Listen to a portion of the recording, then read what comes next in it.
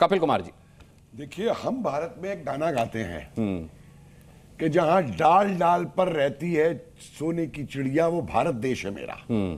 और ये पाकिस्तानी बता के गाते हैं, जहां हर मदरसे में बैठा है, जहां हर मदरसे में बैठा है काटर कट्टरपंथी गाजी, वो पाकिस्तान देश है मेरा। उनका ये जो फॉरेन मिनिस्टर है ना, वो डिप्टी प्राइम मिनिस्टर कौन था, इशाक दर, क्या बोल रहा था कल कि हम पाकिस्तानी कभी आतंकी नहीं पालते, हमारे यहां कोई आतंकी की फैक्ट्री नहीं है। बिल्कुल सही कह रहा है, ये आतंकी नहीं पालते, ये गाजी पालते हैं, जिनका काम है काफिरों का कत्ल करना, गजवाए हिंद करना, गजवाए यूरोप करना, गजवाए इंग्लैंड करना। तो इनके लिए वो गाजी हैं, आतंकी नहीं है। इन्हें आतंकी कहना बंद करिए। ये कब जानेंगे कि आपके दुनिया के अंदर आज थर्ड वर्ल्ड वॉर शुरू हो चुकी है, और ये वर्ल्ड वॉर है इन कट्टर गाजी इस्लामियों और दूसरे धर्मों के बीच में। क्या हो रहा है इंग्लैंड में? हमारी बात छोड़िए, 10,000 बच्चियों का रेप वो करते हैं ये पाकिस्तानी गैंग रेपिस्ट वहां पे। कश्मीर में इन्होंने क्या किया था? ये पहलगाम कोई नया नहीं हुआ है साहब।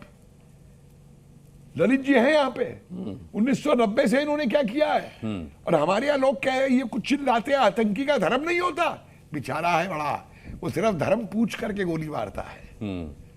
और ये जो आपने कहा ना कि आर्मी में स्ट्राइक होनी चाहिए, सर एक बात समझिए, ये एक मानसिकता है इस्लाम की।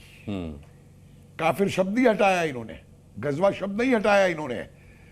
तो वहां केवल 42 लॉन्चिंग पैड नहीं है, हर मदरसा पाकिस्तान का एक लॉन्चिंग पैड है।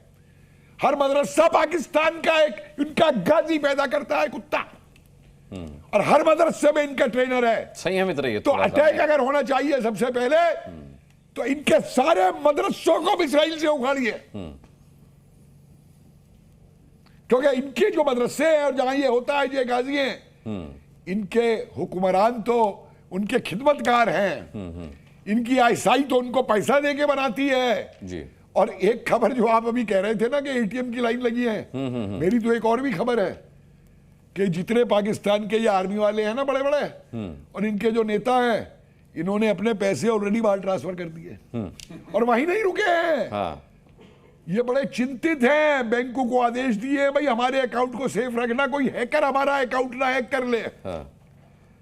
समझे आप? ना ये अपने देश के हैं, ना ये अपने किसी धर्म के हैं। ये बैंकों में पैसा है कहां? ये सिर्फ अपने गंदे कट्टरवादी कर्म। मैं ललित अंबरदार जी, आपसे एक बात जानना चाहूंगा। कहते हैं कि never under estimate the enemy. Pakistan को लेकर के ये कहावत कितना सटीक बैठती है? क्या पाकिस्तान को कम आंकना चाहिए अगर हम युद्ध के पर्सपेक्टिव से बात करें, उसको सबक सिखाने के पर्सपेक्टिव से बात करें तो? देखिए, एक वक्त था कहते थे कि 3 एज पाकिस्तान को चलाते हैं, A for America, A for Allah, A for army. और आज की तारीख में जो आप देखते हैं, इस्लामाबाद एक पाकिस्तान की कैपिटल मानी जाती है, सिविलियन कैपिटल मानी जाती है, लेकिन आप पाकिस्तान की जो एडमिनिस्ट्रेटिव और कंट्रोल वाले जो कैपिटल है, और GHQ रावलपिंडी में है, जहाँ से जो मिलिट्री वाले जो है वो पाकिस्तान को चलाते हैं। और एक वक्त जरूर ये था कि पाकिस्तान की ISI एजेंसी जो है ना, मैं अपने लेवल पे, पर्सनल लेवल पे जितना मैं फॉलो करता हूँ, जिहाद कॉन्फ्रेंस ग्लोबली, जिनकी इतना इनका इन्फ्लुएंस था, एक सबसे एफिशिएंट एस्पिनाज एजेंसी माना जाता था। मैं इनको मानता था, खासकर जिस अफगान जहाज जब चला था, बहुत रीइंफोर्समेंट हो गई थी, बहुत इनको फ्यूल किया गया था, इनकी स्ट्रेंथ बढ़ा दी गई थी।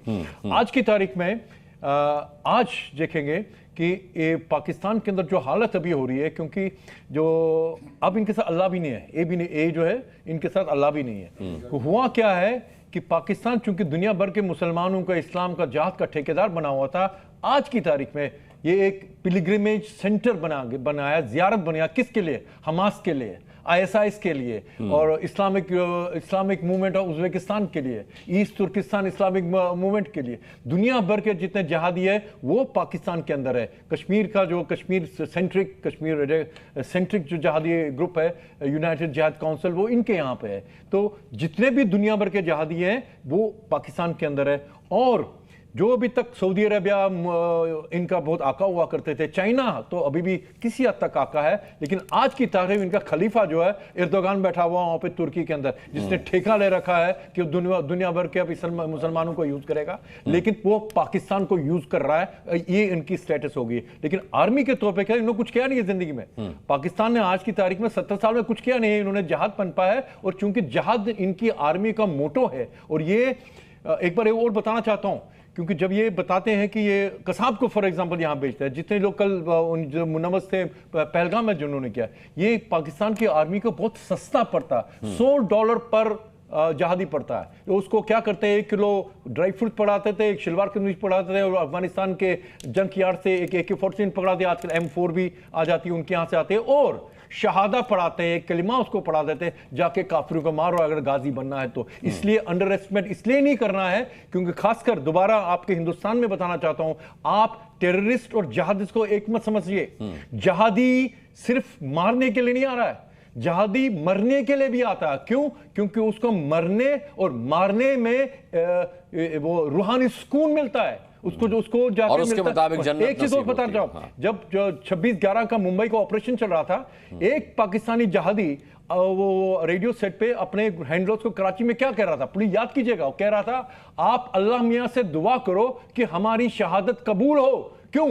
क्योंकि वो काफिरों को मार रहा था, उसको जन्नत चाहिए थी। ये है पाकिस्तान का। तो इस सेंटिमेंट के ऊपर, इस जहाद सेंटिमेंट के ऊपर पाकिस्तान की आर्मी कभी भी आम कसाब जैसे गरीब मुसलमानों को कंसोलिडेट करना चाहती है, और आसिम मुनीर का यही रीजन था जो उसने अभी लेक्चर दिया। लेकिन ये बताना चाहता हूं, जब हम पे हमला करेंगे, मैंने तो बता रहा हूं कि हम पाकिस्तान की हर छावनी, पाकिस्तान का हर कैंटोनमेंट, हर मिलिट्री हेडक्वार्टर उसको गाजा बना देंगे, एक विडोज का सेंटर बना देंगे, हर पाकिस्तान की मिलिट्री छावनी होगी। आसिम मुनीर को जैसे उसामा बिन लादेन को अमेरिकन लेके गए थे एबटाबाद से, उसको भी हम जिंदा, उसको तो मार के समुद्र में मार दिया था ना, उसको वहां से उठा के हिंदुस्तान के अंदर यहाँ पे लाल किले के अंदर उसकी ट्राइब्यूनल पे बिठा के उसको फांसी पे चढ़ा देंगे, जो उसने कश्मीर हिंदुस्तान में किया, जो उसने कश्मीर में किया।